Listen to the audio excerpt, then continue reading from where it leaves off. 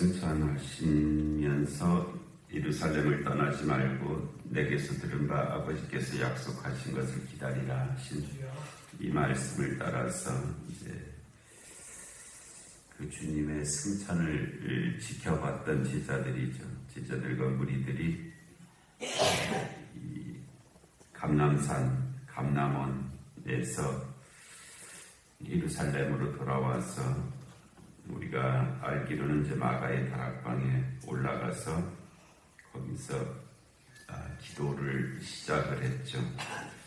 그때 그들이 마음을 같이하여 오로지 기도에 힘쓰고 있었고 모인 무리의 수가 약 120명 정도 되었다라고 했습니다. 근데 그때 베드로가 일어나서 성령이 다윗의 입을 통하여 이수 잡는 자들의 길잡이가 된 유다를 가리켜 미리 말씀하신 성경이 응하였다 하면서 그러니까 이 성경이 어떤 말씀인가 하는 것을 이렇게 표현한 거예요. 성령이 다윗의 입을 통하여.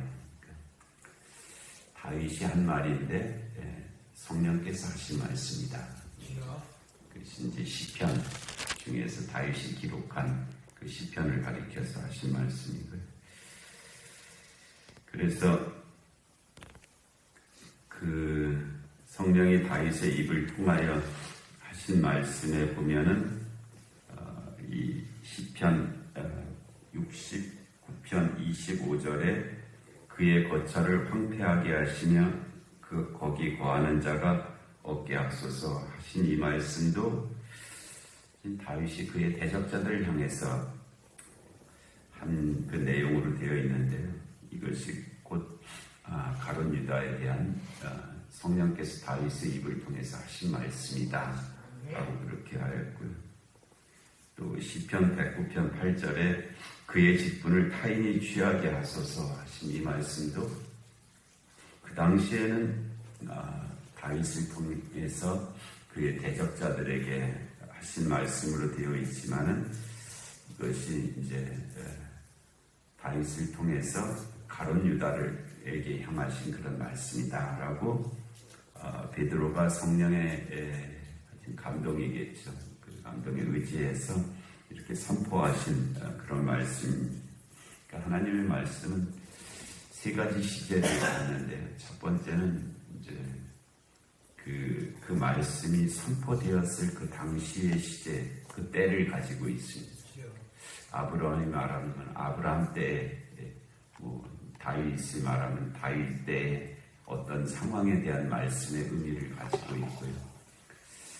그리고 이제 그 말씀을 읽는 자들이 가지고 있는 현재적 때가 있죠.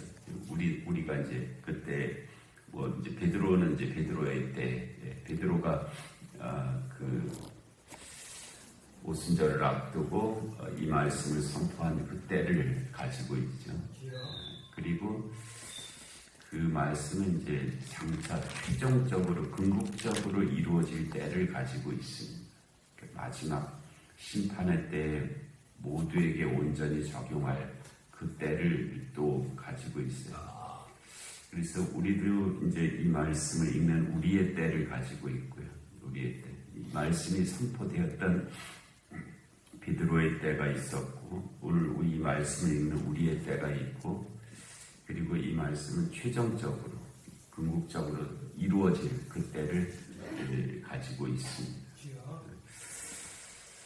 그와 같은 말씀이 있었기 때문에 이제 그 말씀에 근거해서 그의 직분을 타인이 취하게 하소서라고 하셨으니 이제 우리도 그의 직분 가룟 유다를 대신해서 타인에 해당하는 다른 사도를 우리가 세워야 할 것이다 라고 말씀을 하셨어요. 이제 21절에 이러함으로 요한의 세례로부터 우리 가운데서 올려져 가신 날까지 주 예수께서 우리 가운데 출입하실 때 항상 우리와 함께 다니던 사람 중에 이게 이제 조건이죠.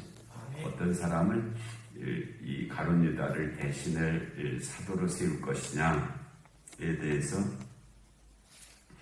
요한의 세례 그러니까 세례요한이죠. 세례요한 때서부터 그리고 우리 주님께서 이제 저 부활 승천하실 때까지 그 기간 동안에 항상 우리와 함께 다니던 사람 중에 그 중에 가룟 유다를 대신할 사도를 세워야 된다.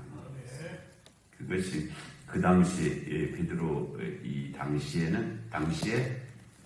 이 사도의 직분자를 세우는 조건으로 그렇게 했습니다. 오늘날 우리 헌법에도 뭐 이제 교회 황존직들을 세우는 데 있어서 뭐 예를 들어서 목사는 뭐 장로는 뭐 권사는 집사는 뭐 이러이러한 조건을 가진 사람들 중에서 직분자를 세움이 마땅하다라고 그렇게 표시된 그런 그 규정들이 있어요. 거기에 해당하는 그런 내용이고요.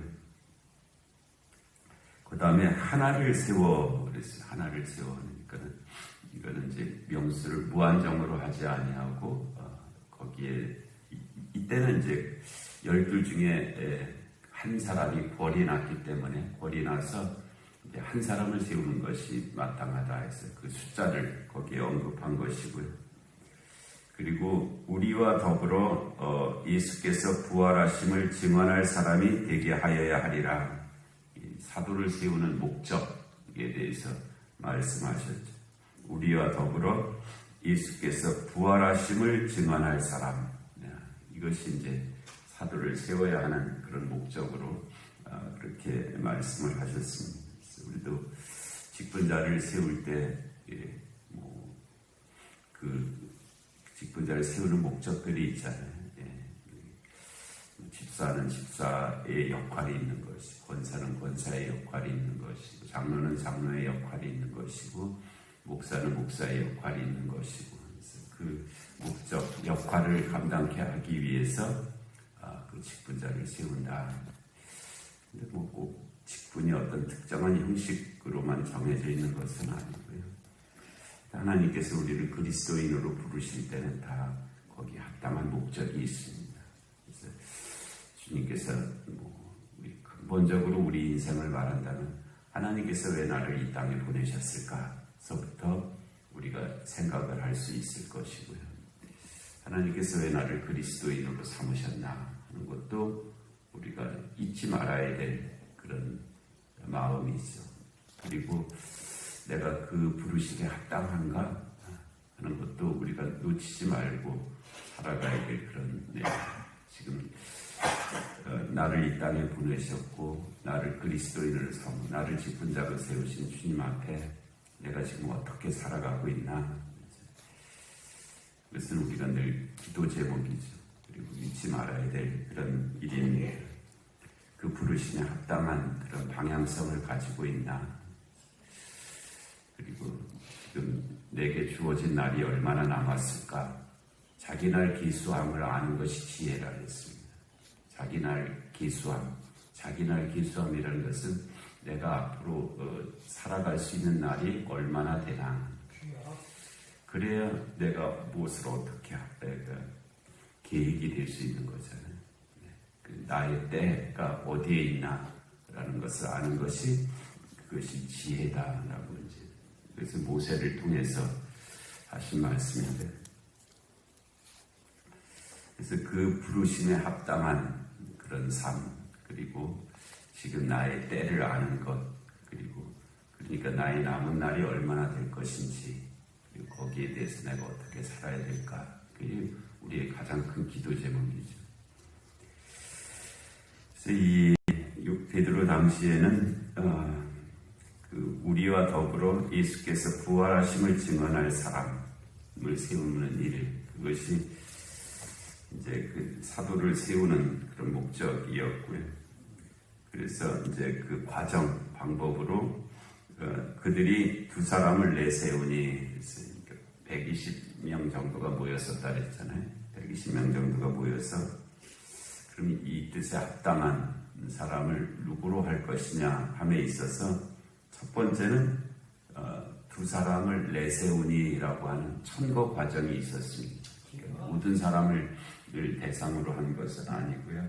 앞에서 말씀드린 요한의 세례로부터 주님께서 승천하실 때까지 항상 우리와 함께 있었던 사람 중에서 그 사람 중에서 이 예수 그리스도의 부활을 증거할 자 중에 그 두 사람, 근데 한 사람을 세워야 했기 때문에 거기에 합당한 사람을 우선 천거하는 그런 과정이 있었죠. 그래서 그들이 두 사람을 내세우니 한 사람을 뽑아야 되는데 그 배수가 되는 두 사람을 천거를 해서 이제 그 중에 한 사람을 세우는 그런 과정이었습니다. 이 두 사람을 내세우는 것도 큰 범주에서는 성령의 인도하심이 각 사람에게 임하셔서 두 사람을 천거케 했다라고 볼 수가 있는 것이고요. 하여튼 그 회중들이 이 일을 맡아서 감당할 사람은 이 사람이 있다라고 그렇게 해서 두 사람을 이제 천거했다는 거예요. 두 사람을 내세우니 하나는 바사바라고도 하고 별명은 유스도라고 하고 하는 요셉이요. 이 사람이 더 유력했던 것 같아요. 그러니까 먼저 소개가 됐고 또 이 사람을 아는 사람들이 많죠. 이 바사바, 또 유스도, 또 요셉, 뭐 이렇게 아는 여러 부류의 사람들이 있었다는 거예요. 다양한 뭐 히브리파 사람들, 헬라파 사람들, 뭐 또 다른 배경을 가진 사람들도 다 이 사람을 알고 있는 많은 사람들이 이 사람이 더 적합하다라고 여겼던 것 같아요. 이 요셉이라고 하는 사람이 더 이제 많은 사람들에게 알려져 있고 유력하고 뭐 이랬고 또 한 사람은 마띠아. 이 사람에 대해서는 다른 아무런 수식어가 없어요. 그냥 이름만 그냥 우리가 아자로 끝나면 꼭 여자 같은 느낌이 있는데 남자입니다. 마띠아가. 그럼 남자인지 어떻게 아느냐? 우리 한글 성경으로는 알 수가 없는데 헬라어 성경 원문에는 이 남성과 여성이 표시가 되어 있습니다. 그래서 이 마띠아가 남성이다 하는 것을 알 수가 있고요. 그래서 마띠아라고 하는 사람, 요셉하고 마띠아가 두 사람이 천거가 되었고, 그러자 그 두 사람을 놓고 이제 기도를 했습니다. 어떻게 기도했냐면 그들이 기도하여 이르되 무사람의 마음을 아시는 주여. 이것이 이제 전제죠. 신앙의 전제. 우리는 어떤 것은 이성적으로 이제 생각할 수 있는 영역이 있지만은 그것을 넘어서는 영역이 전제인데요. 하나님께서 무사람의 마음을 아신다 하는 것은 그는 우리의 전제입니다. 그거는 논의의 대상이 아니에요. 어떻게 아시냐? 내가 마음을 꼭 감추고 있는데 어떻게 아시냐? 아신다는 거예요. 무사람의 마음을 아시는 주여. 이것은 우리의 믿음 이전의 문제입니다. 그리고 그 하나님을 믿는 거예요. 하나님이 천지를 창조하셨다. 꼭 봤냐? 어떻게 하냐? 그거는 우리의 믿음의 전제예요. 하나님께서 이 세상을 창조하셨다. 그래서 무사람의 마음을 아시는 주여. 이것도 전제입니다. 하나님께서 우리의 마음을 아신다. 모두의 마음을 아신다. 선한 사람의 마음도 아시고 악한 사람의 마음도 아신다는 거예요. 무사람, 모든 사람의 마음을 아신다는. 이 두 사람 중에 누가 주님께 택하신 바 되어 봉사와 및 사도의 직분을 대신할 자인지를 보여주시옵소서라고 기도를 했고요. 유다는 이 직무를 버리고 제 곳으로 갔나이다. 가장 슬픈 표현이죠. 유다는 이 직무를 버리고 제 곳으로 갔나이다. 자기 고집대로, 자기 생각대로, 자기 판단대로 그렇게 가는 일들이 종종 있습니다.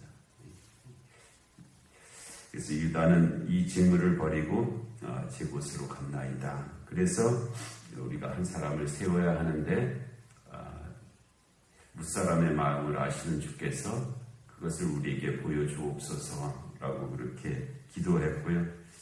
그래서 그 주님의 마음을 아는 방법으로 이 당시에 택한 것이 제비뽑기였어요.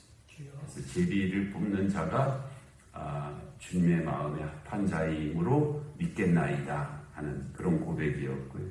그래서 제비를 뽑아서 마띠아를 얻게 되었다. 항상 제비 뽑기만 주님의 마음이 표시되는 그런 것으로 삼은 것은 아니고요. 여러 번 제비 뽑기가 있었는데 성경에 기록된 바에 한해서는 제비 뽑기는 여기서 이제 더 이상 이 이후에는 제비 뽑기를 통해서 하나님의 마음을 이렇게 나타내는 것으로 여기지 않았습니다. 뭐 일곱 안수집사를 세우는 일이라든지 뒤로 가면은 또 다른 방법을 통해서 이제 직분자를 세우는 일이 있었고요. 오늘날은 이제 교회 같으면은 공동의회를 통해서 그 하나님의 마음을 아는 방법으로 그렇게 삼고 있습니다. 교회가 공동의회를 통해서 그 결의를 하나님의 마음으로 그렇게 믿고 그렇게 하는 일이죠. 그래서 제비 뽑아서 마띠아를 얻으니 그가 11사도의 수에 들어가니라. 우선은 그렇게 해서 직분자들을 세워놓고 이제 교회가 출발하는 그런 말씀들이 이어지게 되는데, 우리를 부르신 그 주님, 또 우리에게 맡기신 사명 기억하면서 또 충성을 다하는 우리의 남은 생이 되게 하실 줄로 믿습니다. 은혜로우신 하나님 아버지, 우리 귀한 새벽을 저에게 허락하시고 하나님 주의 말씀을 듣게 하시니 하나님 감사합니다. 초대교회가 또 가룟 유다를 대신할 마띠아를 세워서 하나님 그 직분을 감당케 하였던 것처럼 또 저희들도 저에게 맡기신 직분들을 기억하게 하시고 그 직분 앞에 부르심 앞에 하나님 충성을 다하는 그런 삶들이 되게 하여 주시옵소서. 영육간에 공부하는 하나들을 긍휼히 여겨 주옵시고 이 나라 인민족 가운데 주님의 공의와 정의가 임하게 하여 주옵시고 전쟁과 기근과 질병과 재난의 땅들 가운데 주의 긍휼하심이 함께하여 주시옵소서. 하나님 오늘 금요 기도와 또 주일을 준비하는 모든 일들 가운데 또 이 새벽의 기도 가운데 주의 은총이 함께하여 주시기를 간절히 비옵고 예수님의 이름으로 기도하옵나이다. 아멘.